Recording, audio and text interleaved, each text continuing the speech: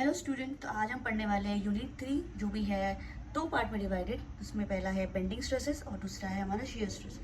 सो पहले हम पढ़ेंगे बेंडिंग स्ट्रेसेस। बेंडिंग स्ट्रेस में होते हैं हमारे T section, I section, channel section और सम ऑफ द इन्फो न्यूमेरिकल्स होते हैं जो इस पर हमें डब्ल्यू फाइंड आउट करना होता है। तो आज हम पढ़ने वाले पहला वाला type that is T section.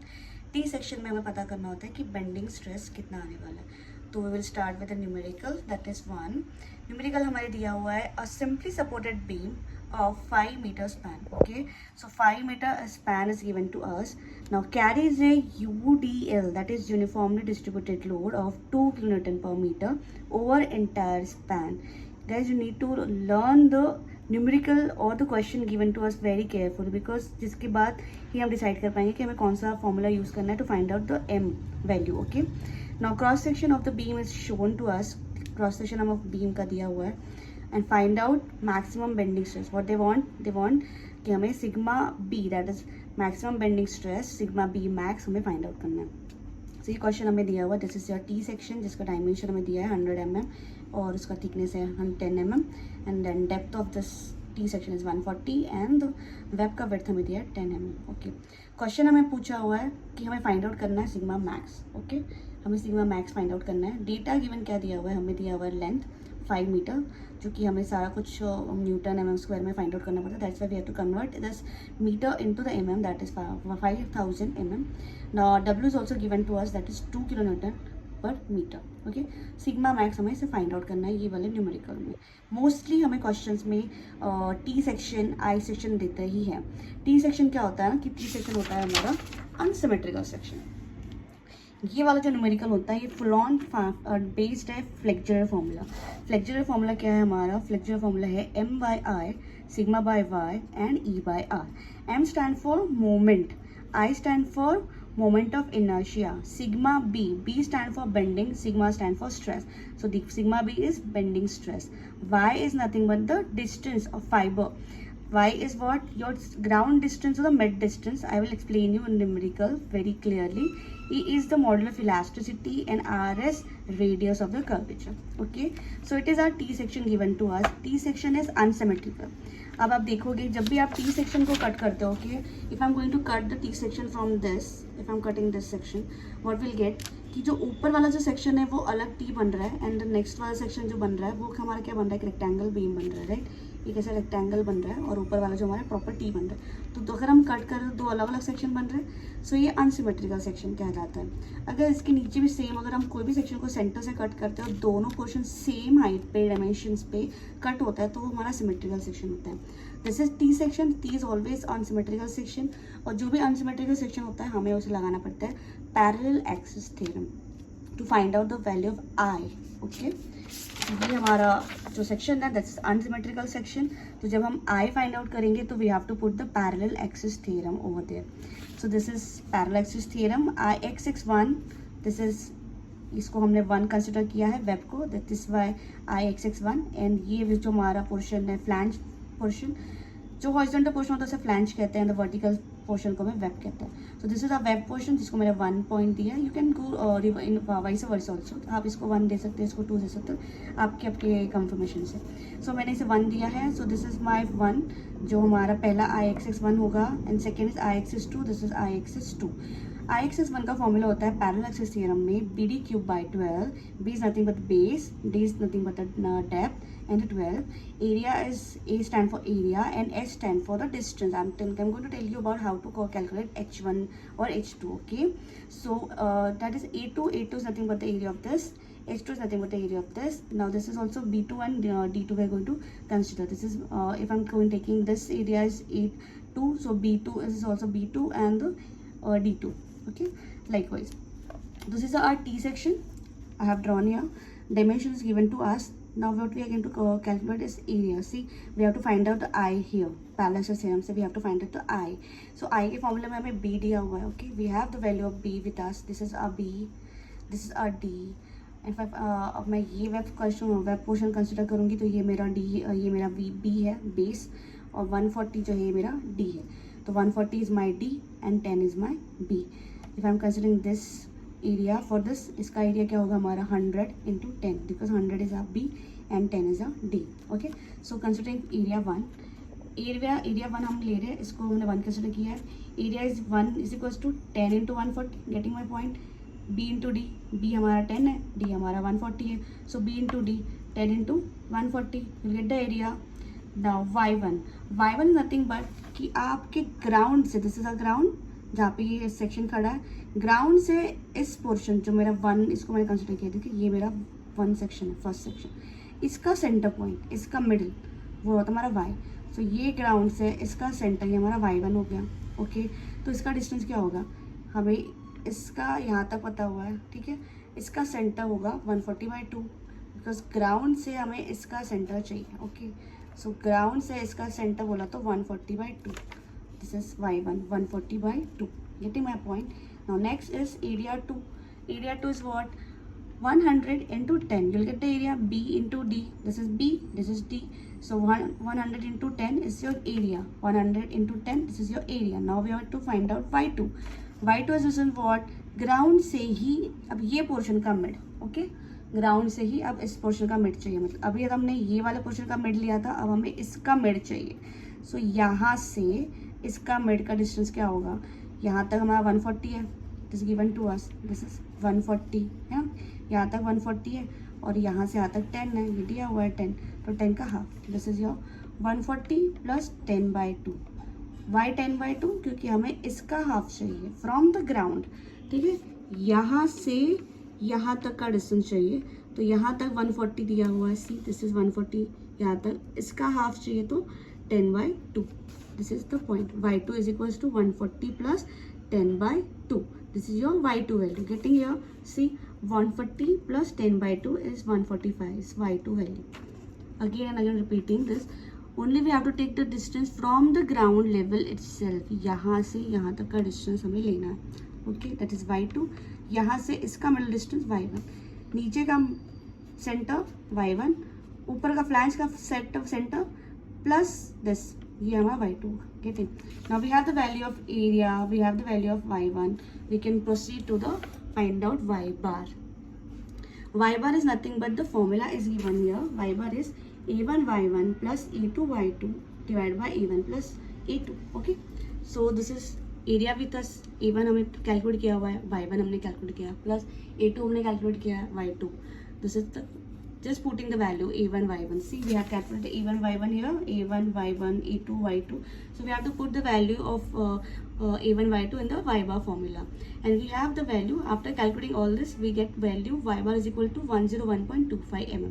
Now we have the value of y bar with us. Y bar is nothing but the overall center, overall centroid of the T section की overall centroid क्या कितना आ रहा है वो हमने find out किया. Now we have to calculate the h1 distance. h1 का formula होता है y बार माइनस y1. तो हमने y बार निकाला है, y बार हमने यहाँ निकाला है 101.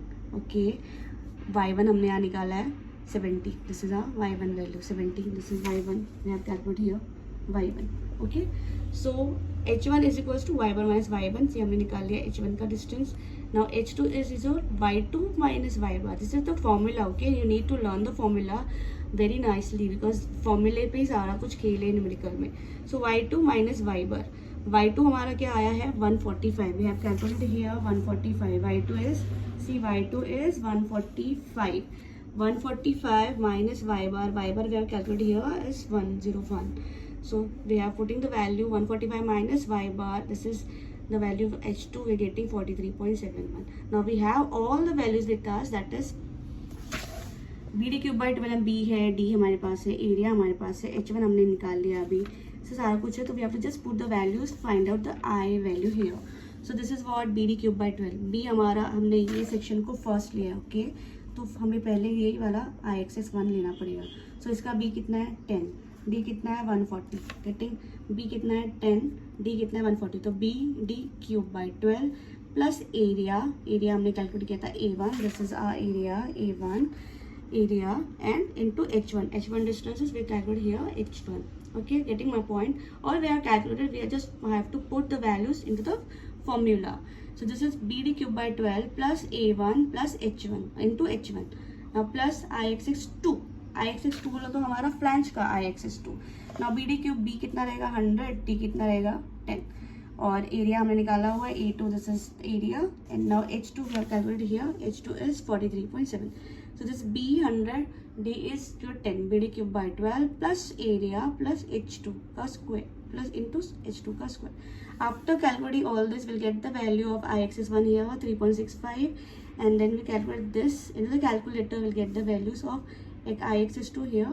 By adding to the value Ixs1 and Ixs2, we're getting the value of I. Okay ये चीज़ कैलकुलेट करने में सबसे ज़्यादा इंपॉर्टेंट है आप H1 H2 कैसे फाइंड आउट कर रहे हो. परफेक्ट फॉर्मूला आपको पता होना चाहिए, y1 निकालते आना चाहिए. Main thing is you need to know कि y1 एंड y2 कैसे कैलकुलेट करना है. y1 y2 आपको सुप्रीमली सिर्फ और सिर्फ ग्राउंड से कोई भी इसका सेंटर लेना है. ग्राउंड से इसका सेक्शन सेंटर, देन ग्राउंड से इसका सेंटर, बस इससे हम नहीं निकाल के वैल्यू, आपको बाकी सब ईजी है. Now we have the value of I with us. Okay, after I value we have to go calculate for the YT, that is Y tension, and YC, that is Y compression. We have to find out the Y value. Okay, so YT or Y top we can calculate Y top और Y tension बोल सकते हैं. Y bar is always equal to YT. जो भी YT का value होगा, YT वो हमेशा Y bar की वैल्यू होती है. Y bar हमने कैलकुलेट किया यहाँ पे 101. Okay, so 101 is your YT value. And YC value is always is equal to बड़ा capital D minus Y bar. Capital D क्या होगा यहाँ पे, पूरा D. ओके, दिस इज 140 और ये 10, 150, पूरा यहाँ से यहाँ तक का डिस्टेंस.